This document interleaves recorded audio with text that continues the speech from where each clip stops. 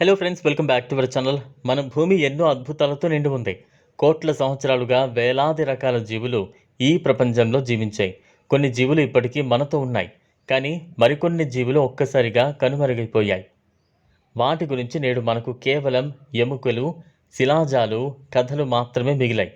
ఈరోజు ప్రపంచాన్ని ఒకప్పుడు ఆశ్చర్యపరిచిన 8 రహస్యమైన అంతరించిపోయిన జీవుల గురించి తెలుసుకుందాం. మొదటిగా డోడో పక్షి గురించి మాట్లాడుకుందాం.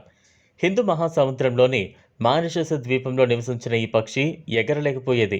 మనుషులను చూసి భయపడకుండా దగ్గరకు వచ్చేది. అదే దాని జీవితంలో పెద్ద బలహీనతగా మారింది.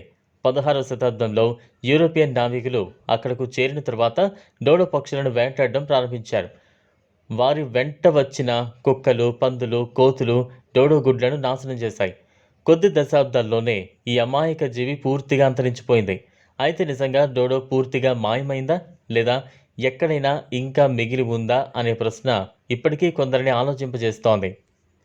రెండవ జీవి టెస్మానియన్ టైగర్. దీనిని థైలాసైన్ అని కూడా పిలుస్తారు.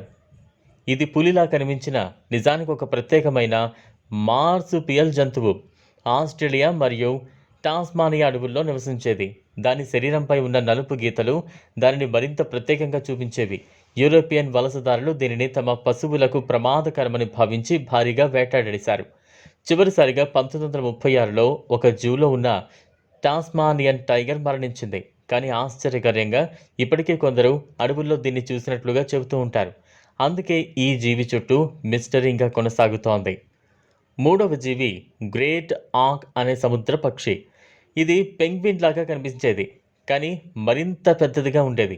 ఉత్తర అట్లాంటిక్ సముద్ర ప్రాంతాల్లో జీవించిన ఈ పక్షి కూడా ఎగరలేకపోయేది. నావికులు దాని మాంసం, నూనె మరియు ఈకల కోసం భారీగా వేటాడారు. 1844లో చివరి గ్రేట్ ఆక్ చంపబడినట్లు భావిస్తున్నారు. అయితే కొన్ని సముద్రయానికులు తర్వాత కూడా ఈ పక్షిని చూసినట్లుగా చెప్పడం ఈ కథకు మరింత రహస్యాన్ని జోడించింది. నాలుగవ జీవి మెగలోడాన్. ఇది ప్రపంచ చరిత్రలోనే అతిపెద్ద షార్క్గా గుర్తింపు పొందింది. దాదాపు 18 మీటర్ల పొడవు కలిగిన ఈ సముద్ర రాక్షసి కోట్ల సంవత్సరాల క్రితం సముద్రాలను పాలించింది. తిమింగిలాలను కూడా వేటాడగల శక్తి దీనికి ఉండేదని శాస్త్రవేత్తలు చెబుతున్నారు. వాతావరణ మార్పులు, ఆహార కొరత కారణంగా ఇది అంతరించిపోయిందని భావిస్తున్నారు. అయినప్పటికీ సముద్ర గర్భంలో ఇంకా మెగలోడాన్ జీవించి ఉండొచ్చని కొందరు నమ్ముతూ ఉంటారు. అందుకే ఇది ప్రపంచంలోని అత్యంత ప్రసిద్ధ సముద్ర మిస్టరీలలో ఒకటిగా నిలిచింది. ఐదవ జీవి క్వాగా. ఇది జీబ్రా కుటుంబానికి చెందిన ప్రత్యేకమైన జంతువు. దాని శరీరంలో ముందు భాగంలో మాత్రమే గీతలు ఉండేవి. వెనుక భాగం గుర్రంలా కనిపించేది. దక్షిణాఫ్రికాలో నివసించిన ఈ జీవిని రైతులు భారీగా వేటాడారు. 1883లో చివరి క్వాగ్గా మరణించింది. అయితే ఈ జాతిని తిరిగి తీసుకురావడానికి శాస్త్రవేత్తలు ప్రత్యేక పరిశోధనలు ప్రారంభించారు. క్వాగా ప్రాజెక్టు ద్వారా దాని పోలికలతో ఉన్న జీబ్రాలను అభివృద్ధి చేయడానికి ప్రయత్నాలు కొనసాగుతున్నాయి. ఆరవ జీవి మోవా పక్షి. న్యూజిలాండ్ అడవుల్లో నివసించిన ఈ భారీ పక్షి దాదాపు 12 అడుగుల ఎత్తు వరకు పెరిగేది. ఇది ఎగరలేకపోయినా తన భారీ పరిమాణంతో ప్రసిద్ధి చెందింది. మానవులు న్యూజిలాండ్కు చేరిన తర్వాత ఈ పక్షులను విస్తృతంగా వేటాడారు. కొన్ని వందల సంవత్సరాల్లోనే మోవా పూర్తిగా అంతరించిపోయింది. కానీ తర్వాత కాలంలో కొందరు అన్వేషకులు అడవుల్లో మోవా లాంటి భారీ పక్షులను చూసినట్లుగా చెప్పడం ఈ కథను మరింత ఆసక్తికరంగా మార్చింది. 7వ స్థానంలో యూనికార్న్ ఉంది. ఇది నిజంగా జీవించిందా, లేదా కేవలం పురాణ కథల్లో మాత్రమే ఉందా అనే విషయం ఇప్పటికీ స్పష్టంగా తెలియదు. నుదుటిపై ఒక పొడవైన కొమ్ముతో కనిపించే ఈ జీవి గురించి యూరోప్, భారత్, చైనా వంటి అనేక నాగరికతల్లో కథలు ఉన్నాయి.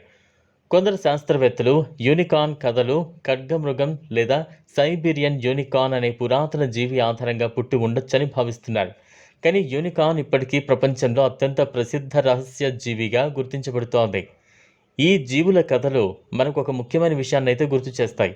ప్రకృతి ఎంత గొప్పదో, జీవ వైవిధ్యం ఎంత విలువైనదో మనం అర్థం చేసుకోవాలి. మానవ చర్యల వల్ల ఎన్నో అద్భుతమైన జీవులు శాశ్వతంగా కనుమరుగయ్యాయి. వాటి కథలు ఇప్పుడు చరిత్రలో భాగమయ్యాయి, కానీ వాటి జ్ఞాపకాలు మాత్రం ఎప్పటికీ నిలిచిపోతాయి. ప్రపంచంలోని ఈ రహస్యమైన అంతరించిపోయిన జీవులలో మీకు ఏ జీవి అత్యంత ఆసక్తికరంగా అనిపించింది? కామెంట్ ద్వారా తెలియజేయండి. ఈ వీడియో మీకు నచ్చినట్లయితే లైక్ చేయండి, షేర్ చేయండి, ఛానల్ను సబ్స్క్రైబ్ చేసుకోండి. Thanks for watching.